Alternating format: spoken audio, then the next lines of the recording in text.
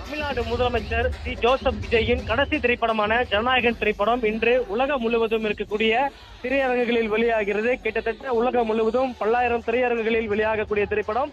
தமிழகத்தை பொறுத்தவரை 1000க்கும் மேற்பட்ட திரைகளில் இந்த ஜனநாயகன் திரைப்படம் திரையிடப் போகிறார்கள். இந்த நிலையில் அதிகாலையிலிருந்தே இந்த தமிழ்நாடு முழுவதும் திருவிழா கோலம் கண்டு தற்பொழுது காணப்பட்டு வருகிறது.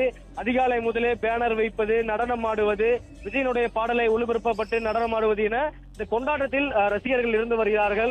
ஒரு திருவிழாவை எப்படி கொண்டாடுவோமோ அதே போல ரசிகர்கள் ஒவ்வொரு படத்தையுமே கொண்டாடுவார்கள். ஆனால் இந்த படத்தை பொறுத்தவரை ஒரு முக்கியமான படம். ஏனென்றால் விஜய் அவர்களுடைய வாழ்க்கையில் கடைசி திரைப்படம் என்று கூறிவிட்ட பிறகு அவருடைய இதன் பிறகு அவர் திரையில் தோண்ட மாட்டார் என்று சொல்லிவிட்டார்கள்.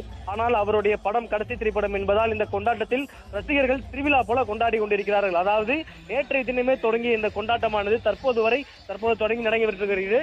காலை 9 மணி காட்சியானது தற்போது தமிழகத்தில் தொடங்கி இருக்கக்கூடிய நிலையில் ஆங்காங்கே தமிழகத்தில் இருக்கக்கூடிய முக்கியமான திரையரங்குகளில் நடிகர்கள், ரசிகர்கள், சட்டமன்ற உறுப்பினர்கள், அமைச்சர்கள் என பல்வேறு கட்டமாக இந்த படத்தை பார்த்து வருகிறார்கள். குறிப்பாக சொல்ல வேண்டும் என்றால் நேற்றைய இரவே முதலமைச்சர் அவர்கள் ஜனநாயகன் திரைப்படத்தை அடையாறு இருக்கக்கூடிய NFTC திரையரங்கில் பார்த்து முடித்து விட்டார்.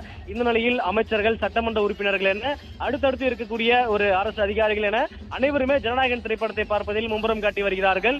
இந்த நிலையில் தான் சென்னையை பொறுத்தவரை ரோகிணி, சத்தியம் திரையரங்கு, வெற்றி திரையரங்கு, காசி திரையரங்கு என பல முக்கியமான பிளே ஸ்டோர் மற்றும் ஆப் ஸ்டோரில் இருந்து பாலிமர் செயலியை QR கோடு மூலம் பதிவிறக்கம் செய்யுங்கள். செய்திகளை உடனுக்குடன் பெறுங்கள்.